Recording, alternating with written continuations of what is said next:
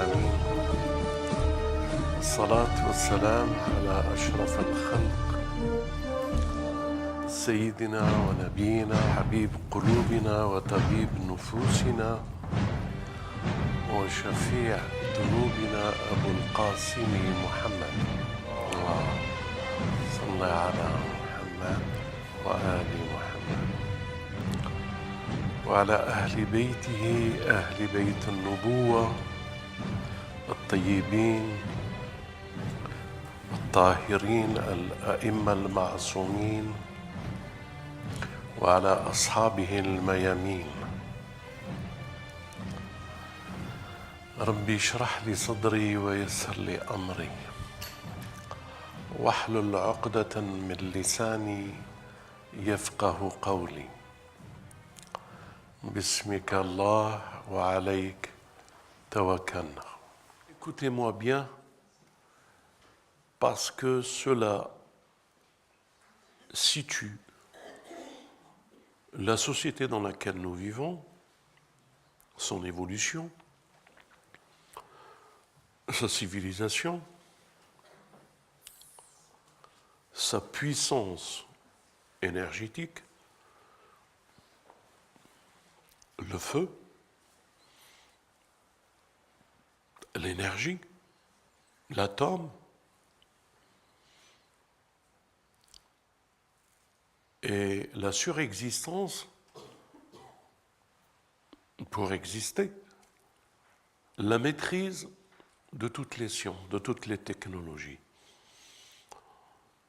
En somme, c'est vrai qu'à l'évolution où nous sommes, nous, aujourd'hui,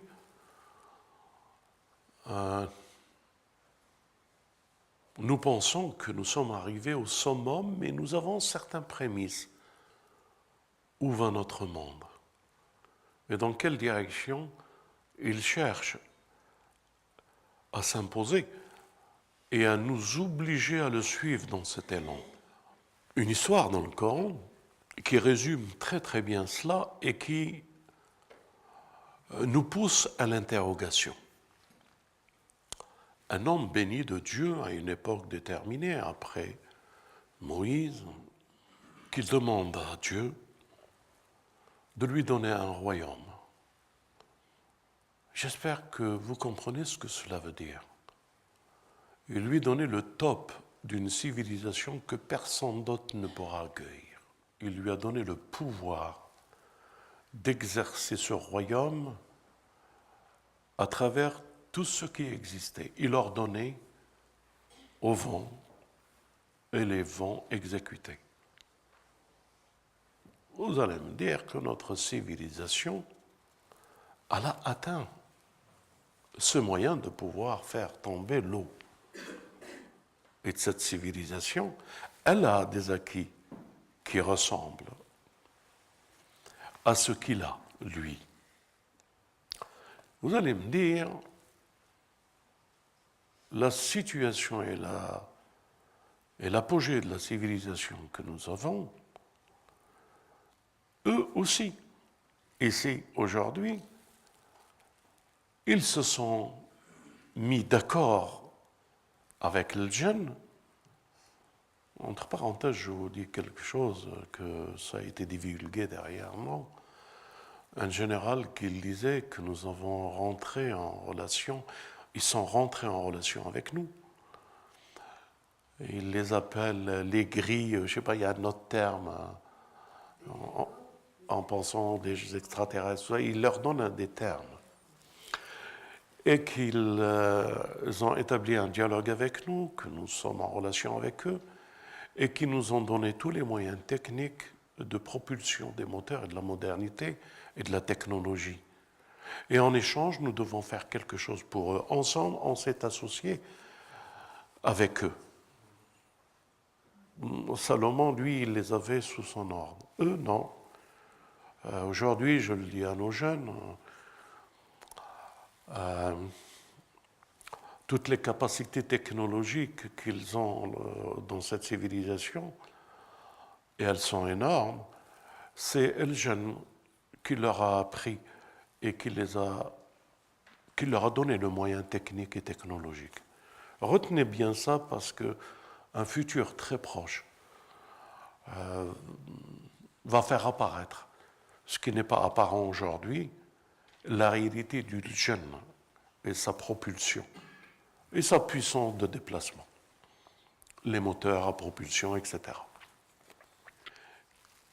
Et pour lui, nous avons fait couler la source du cuivre. Et parmi les jeunes, regardez les technologies. Je vais vous expliquer un peu cette technologie avancée qu'il a demandé lui et qu'il a eue et qu'il essaye de copier ce qu'il a eu, mais qui ne peuvent pas aller jusqu'à un certain domaine que je vais vous dire. Donc, et pour lui, nous avons fait couler la source du cuivre, et parmi les jeunes, il y en avait qui travaillaient sous ses ordres,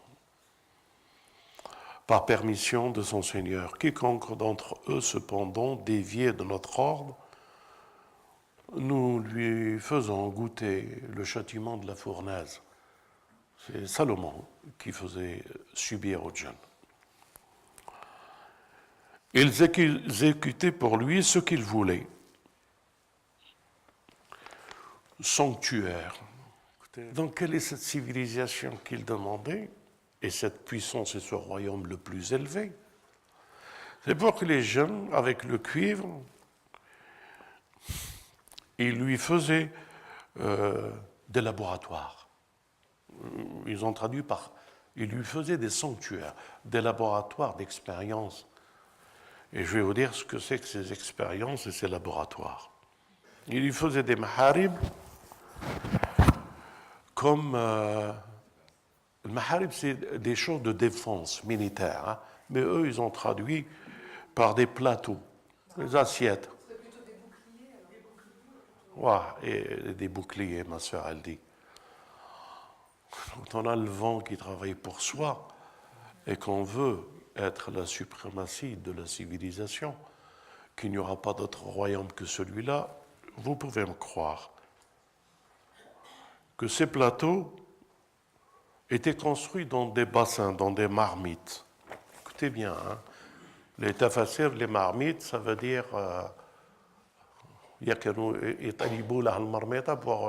pour manger.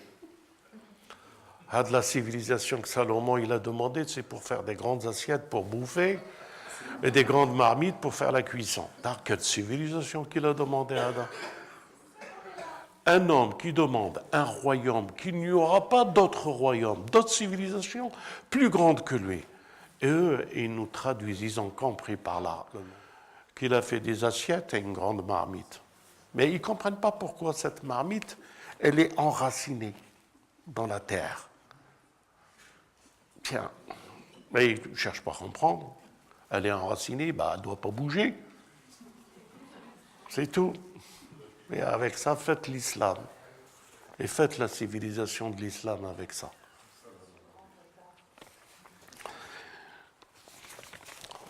Je suis en train de vous dire quelque chose, mes frères. La civilisation d'aujourd'hui, elle est surprenante parce qu'à différents degrés, elle a des moyens de déplacement, des furtiles, des moteurs puissants, des énergies qui poussent par le feu une fusée à des milliers de kilomètres. L'énergie et le feu, leur maître, c'est le jeune. C'est clair pour chacun d'entre nous. La civilisation qu'il demandait Salomon, c'est la civilisation que personne ne peut avoir. Mais vous pouvez me croire, ces marmites, cette puissance qu'il avait à convertir les continents, ce n'étaient pas des marmites pour faire de la cuisine. À ce moment-là, il faut manger le zinc qu'il y avait dedans, le cuivre, et que vraiment, Adnaz, quelle civilisation. Mais alors, pourquoi qu'on mettait dans les marmites le cuivre et les atomes, si ce n'est pas déjà l'ère atomique, ils le maîtrisaient. Si déjà, à cette époque, l'ère du déplacement et des moteurs à propulsion n'était pas l'énergie que le jeune Amin avait pour aller chercher le trône de Balqis, cette civilisation, personne ne pourra l'égaler. assujettait le ciel, la terre, du monde, du khalifa qu'il représentait, était beaucoup plus ce que l'actualité nous parle. Cette actualité révélée à notre bien-aimé à son époque, et qui était déjà 2000 ans, avant 4000 ans, 5000 ans avant son époque. Elle ne parlait que des centrales nucléaires qu'il avait à sa disposition et des armements atomiques qui lui produisaient ces jeunes et ces moteurs, ces fusées de déplacement. Et c'est la raison pour laquelle Dieu dit dans Surat Ar-Rahman, ô hommes et génies, et vous pouvez fuir dans les limites du ciel et de la terre. Fuyez. Mais vous ne pouvez fuir sans un pouvoir illimité. La technologie et la civilisation de la lumière et les déplacements de la vitesse de la lumière, ils ne peuvent pas l'avoir.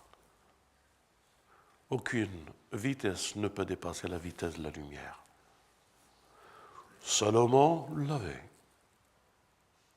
Vous pouvez me croire. Lorsque la personne disait que je peux te ramener le trône, qu'avant que ton œil ne clignote, c'était plus rapide que la lumière. Il avait la puissance de la science de la lumière. Restons qu'avec la lumière. Qu'est-ce que c'est que cette civilisation que Salomon avait? Et qu'est-ce que c'est que cette civilisation? À l'apogée où elle est, elle devient un genre pour un mondialisme. Elle devient une conception pour la construction d'un homme, d'une civilisation. Et que ce monde, cette civilisation, elle a été dépassée par celle de Salomon. Alors c'est vrai qu'ils vont séduire avec leur civilisation toute la planète. Toute la planète, comme Salomon avait assujetti les jeunes et les hommes par son ordre, son décret, sa lettre qu'il faisait à Balqis et à la communauté. Lorsque nous disions, déjà il y a 5 ans, que l'énergie, que le soleil, que Balqis, la reine, adorait avec son peuple, ce n'étaient uniquement les moyens de puissance de l'énergie, et qu'ils tiraient leur science et leur civilisation de Balqis par l'énergie. Lorsque nous disions à cette époque cela, les gens ne nous comprenaient pas. Mais que ce soit clair, que la civilisation qu'ils proposent aujourd'hui avec l'énergie, le feu et le jeûne, ces armées, de puissance technologique, on nous parle aujourd'hui de l'intelligence artificielle. Je vais vous dire quelque chose. Je vais vous dire quelque chose qui est dans le Coran. Écoutez-moi bien. Et je le dis à ceux qui prennent ce mondialisme et cette civilisation. Le mondialisme et la civilisation est une réalité que nous toucherons. L'intelligence artificielle, à quoi nous mènera-t-elle? Dans des programmes et une matrice sophistiquée qu'il répondra, qui en questionnera. Le Coran nous en parle déjà. De la bête issue de terre, qui questionneront et qui répondront. Mais vous verrez que le verset commence par la parole quand elle tombera sur eux. Nous faisons surgir une bête. Il est question d'une parole. Et qu'ils questionneront et qu'elle répondra. Et ils trouveront que c'est un miracle. L'intelligence artificielle, la physique quantique, l'ordinateur quantique, lorsqu'il sera établi, et il est en voie de l'être, lorsqu'il sera bien établi, et qu'on lui permettra le contrôle de la réflexion et de l'intelligence, Écoutez bien ce qu'il va dire. Non seulement la loi du code du 19 et des mathématiques, qu'ils prouveront que le Coran ne peut pas être une conception humaine. Nous l'avons débattu il y a plusieurs années avec vous à travers Richard, Cheikh, j'ai oublié le nom, celui qui a trouvé la formule du Khalifa, Rachid Khalifa, rahmatullah alayh, que les Séoudiens ont tué.